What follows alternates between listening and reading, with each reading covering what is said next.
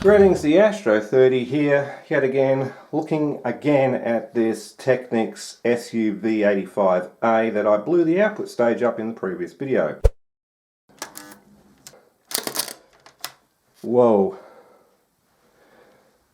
Okay. Which was epic because I actually caught it on camera, which is cool. Anyway, I've ordered some transistors, the NPN output transistor and the driver NPN transistor respectively from DigiKey. Unfortunately, these particular output transistors are now obsolete, and so is the driver, so I had to make a substitution with the nearest compatible device, and the driver transistor ends up being an MJE15032, I think it is, G, or 31G, one of the two, which is a current transistor, and the collector emitter voltage is a lot higher than the original one that was in there. The one that was in there was about 130 volts. This one's about more like 250, which is fine. So, but that's not going to help unless I fix the original fault with the amplifier. Now, just to recap what's happened here is we've got a negative supply rail on the output, even with the output transistors removed, which is interesting. But I spent an hour and a half yesterday looking at the schematic and further understanding how the unit works and how everything is wired. And from the voltage amplifier to the output stage, etc., everything is DC coupled. So that gives us a clue. Now, also, why were we getting sparks across the base collector junction here of this PNP transistor in the previous video?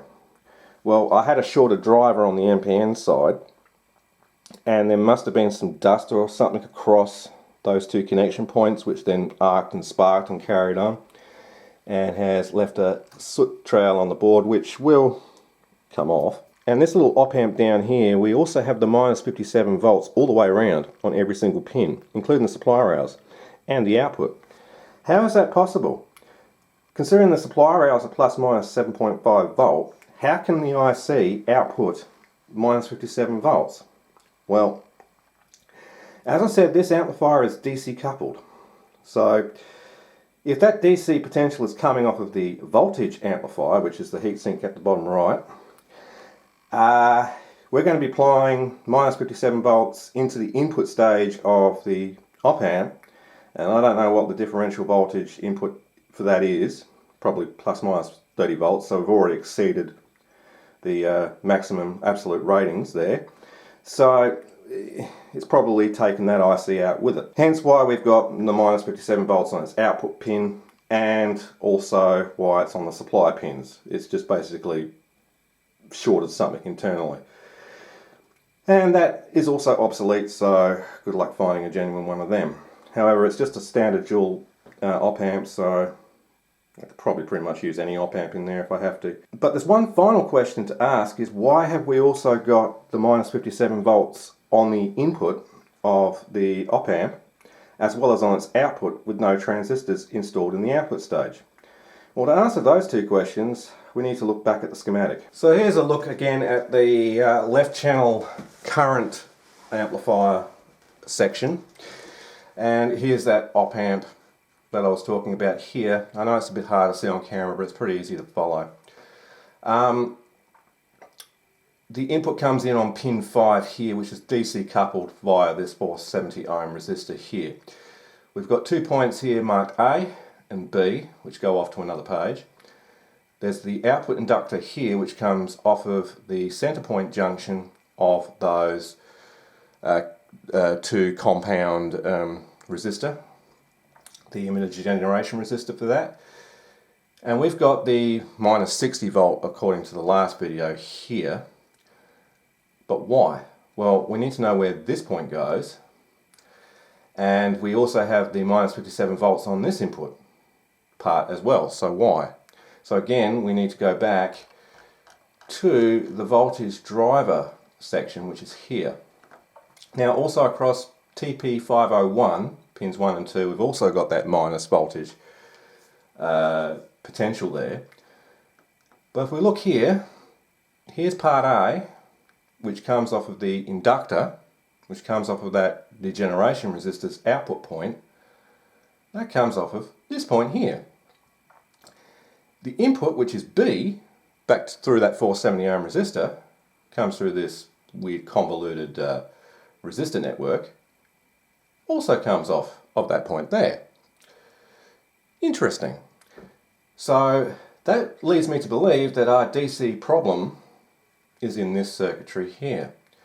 Now this looks like just a standard power amplifier turned on its side, and it basically is. This is the output stage transistors, these are the driver transistors. These two down here are for VI limiting, so if the output was to be short-circuited then it would bring the current down. And this here is the VBE multiplier.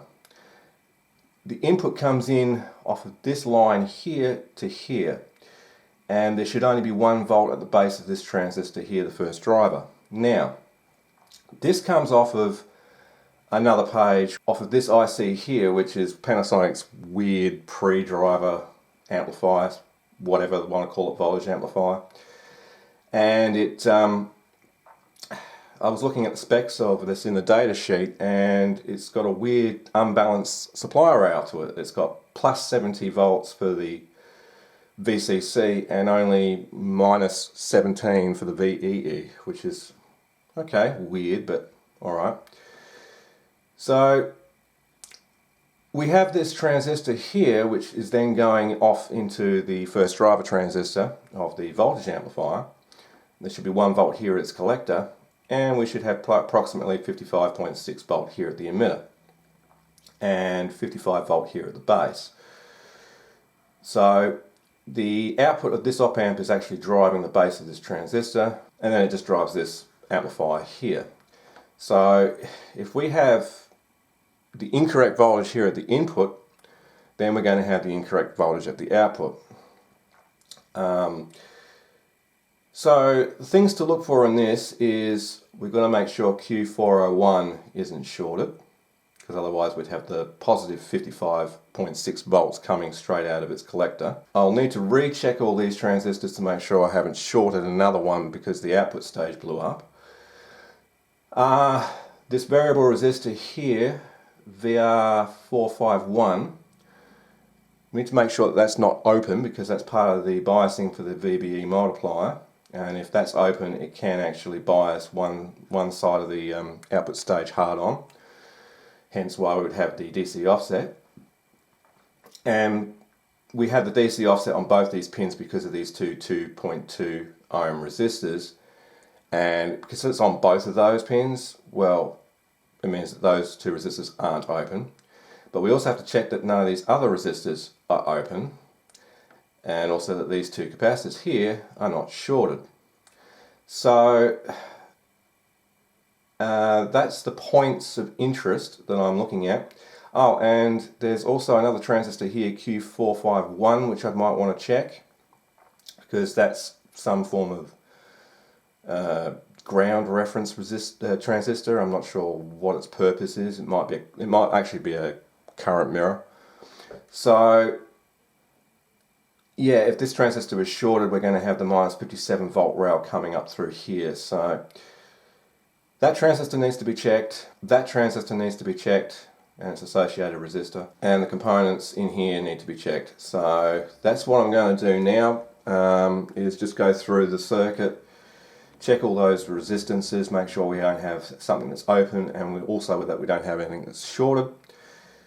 And I'll do that off camera, and I'll come back with my findings very shortly. Well, a short time later, the good news is that variable resistor is not open. But the weirder news is that R475, which is just next to this transistor bent over there, is supposed to be a 22K resistor, but it's only measuring at 2.2K, which can't be right. And when I compare it to the resistor counterpart on the other side, it starts off at around about 6K and then slowly rises up to about 10, 11K, which is probably due to parallel resistances in the circuit. However, yeah, that one stays at 2.2 and doesn't move. So I'm wondering if that resistor is open. It could be. And the other good news is all the transistors check out fine, so do the diodes, so I haven't destroyed this part of the circuit, which is good. So what I'm going to have to do is I'm going to have to pop this board out again, pop that resistor out of circuit and just measure it again and see what I can see. Well, I got it out and it measures fine. It's like 21.7K, something like that. So that's not the issue. So I guess I've got to put it back in now. Alright, wonderful. I ended up putting a new one in anyway because I couldn't be bothered messing with the small old one trying to get it back in there, because it kept falling off the board due to gravity. So I just put a new half-watt metal film resistor in there.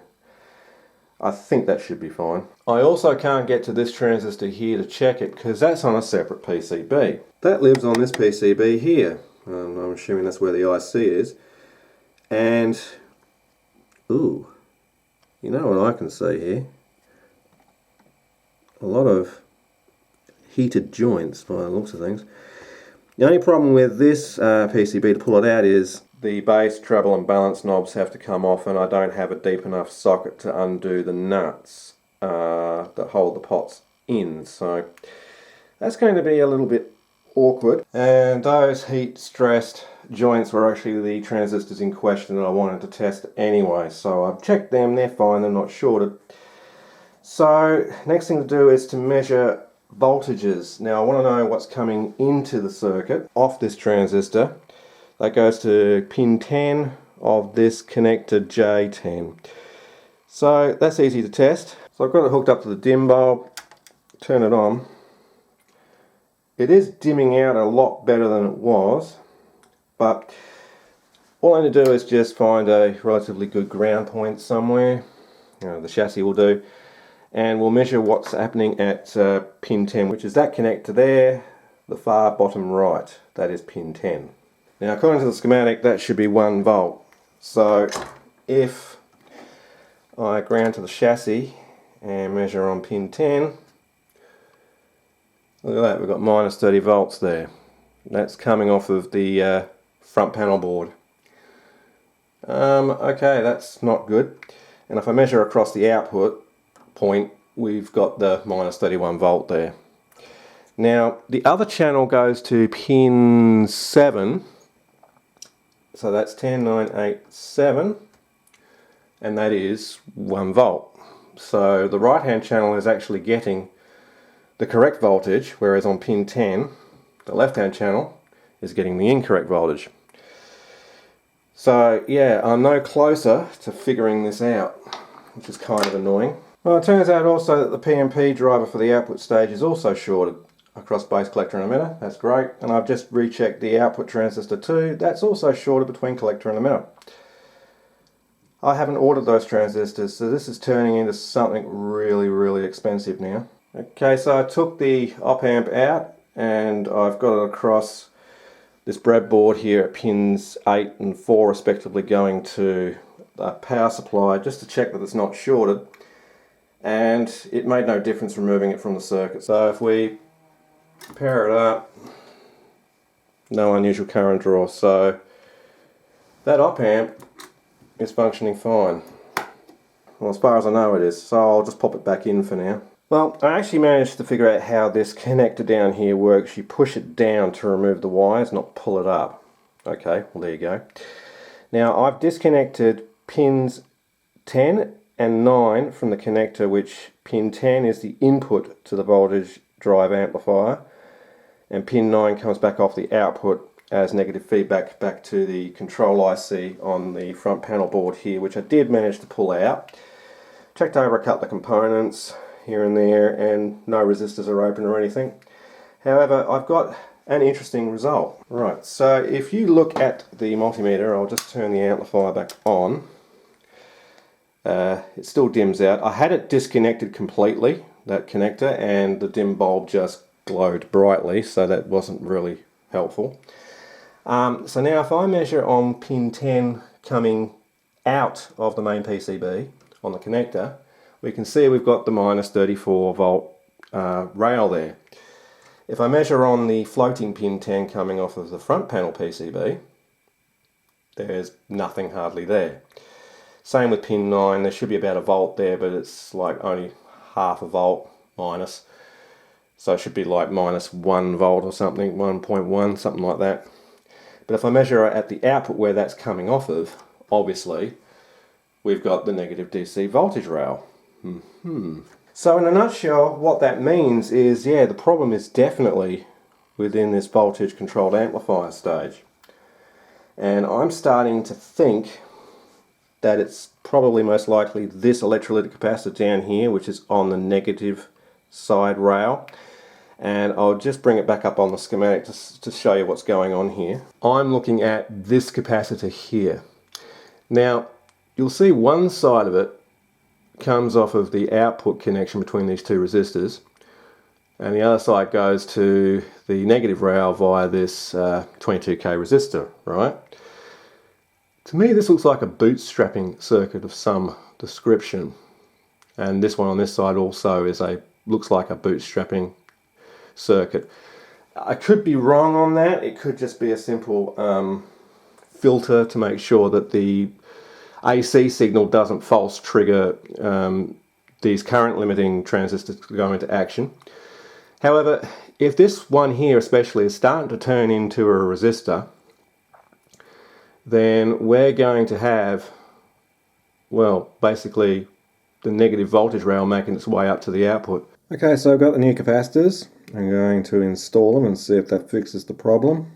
I'm not really confident at this stage. If you're wondering why I've got 3, I wanted 4. JCar only had 3.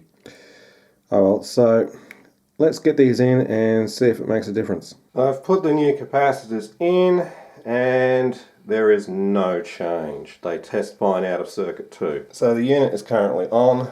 So if I now measure at the output, we still have negative 31.7 volts coming out. So that was a complete waste of time and it didn't prove anything, although being the capacitors are only like 30 cents each, I mean it's not that big of a deal. The only drawback to this is I'm no closer to fixing it, and secondly I'm going to have to rebuild the output stage anyway, because I'm now getting to the stage where I can't fix this because I cannot find the fault. I mean, the fault's probably a simple one, but I can't find it. And I'm getting thoroughly pissed off with this pain in the ass of an amplifier. Now, I am starting to come to the conclusion that this particular amplifier needs the high current output stage installed to actually function correctly. And I'll explain in just a second why, but let's first look at what Class AA actually is. Now I looked this up and I now understand what it is. So in the case of this Technics amp, we have a pre-driver, which is on the front panel board, which is an IC, basically an op amp.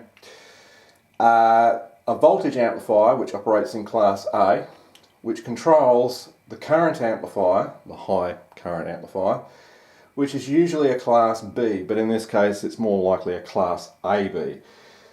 It's irrelevant if it's Class B or Class AB, the theory is still the same. Now, the way it works is the voltage amplifier controls this amplifier. As we can see, we've got the output path going into the input of the current amplifier. Through a resistor, we're also going directly to its output. So both output points are connected together. We have local feedback to the Class AB, Class B current amplifier here.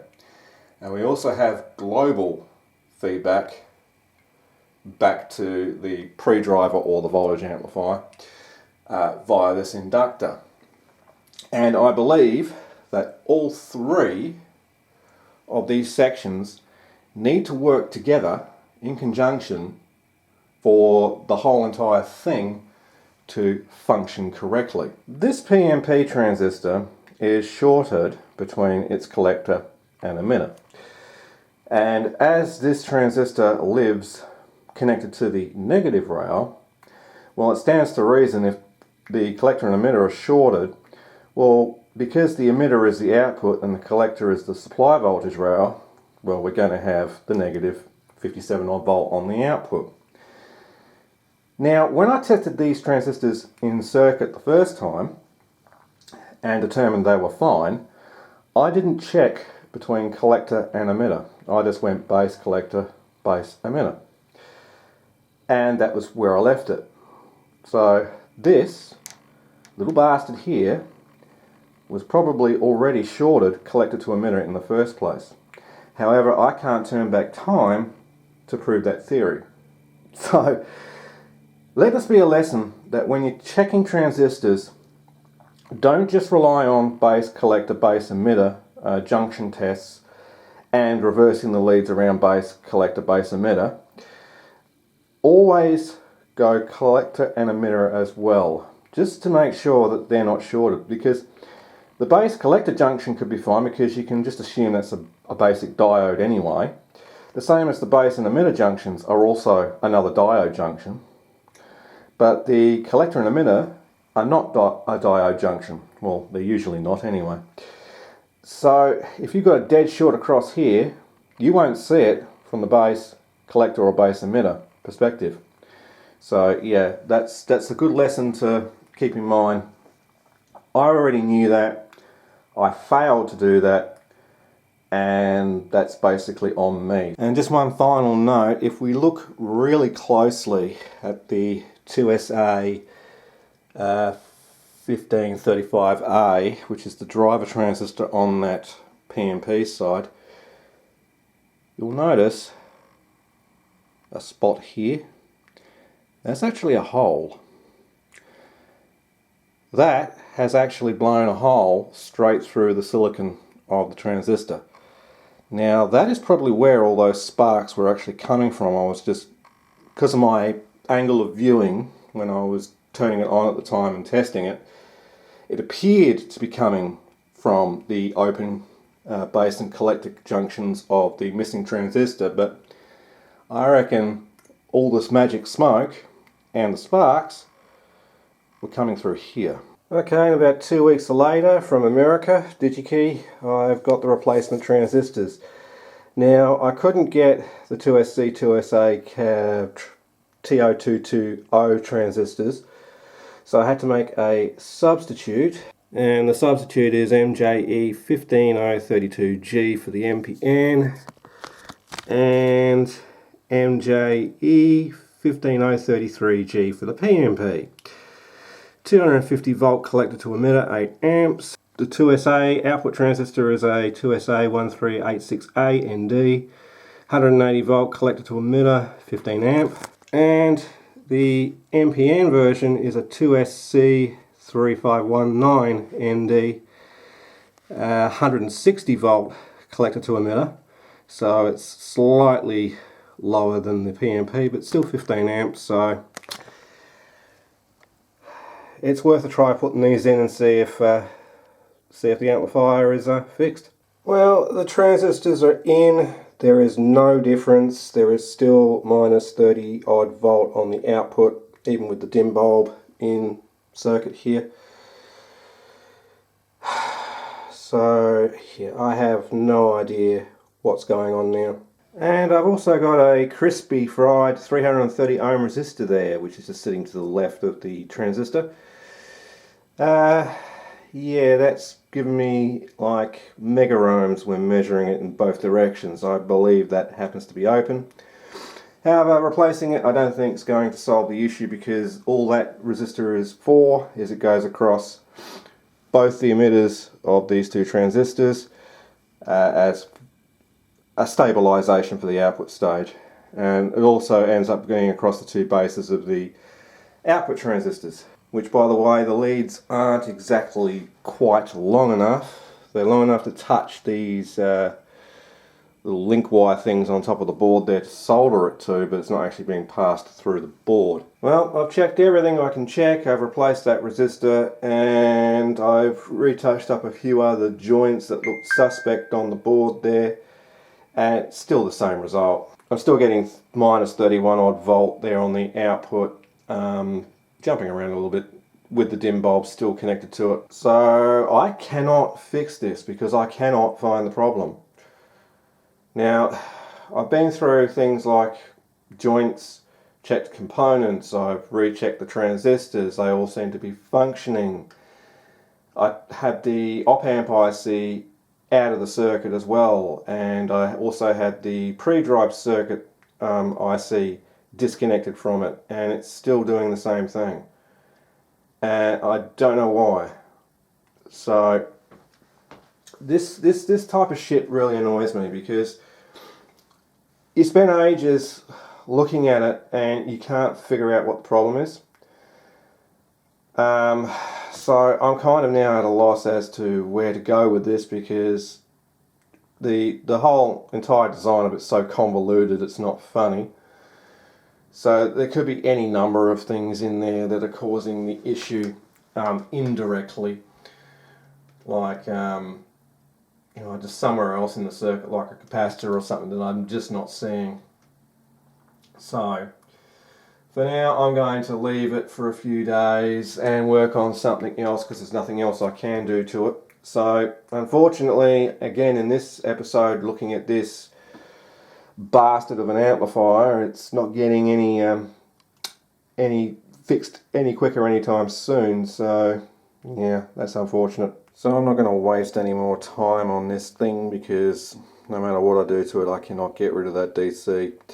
I believe the issue is probably with this pre-driver IC to the voltage amplifier. May have a fault with it, because I lifted pin 9 and pin 10 of this connector, and I still have the negative rail on pin 9, which it shouldn't be there. I also found that op-amp to be bad. That's sitting in my breadboard configured as voltage followers on both channels, and it's drawing 150 mA off the power supply, so, and getting pretty hot. So that's buggered, and it's also not passing any signal either, so on any channel. So it's buggered. So I found this IC, which is actually a 5218A instead of a 5219P, but I couldn't find any difference in the data sheets between the two, so changing it made no difference. Yeah, so as I said, I'm not going to waste any more time on this. I've spent too many hours now and not getting anywhere. There's the unit there, back together and on the shelf ready for collection. I'm now done with it, because I'm not going to invest any more time or money in trying to repair this thing. I'm already in the hole for about 80 bucks in parts and shipping for the parts.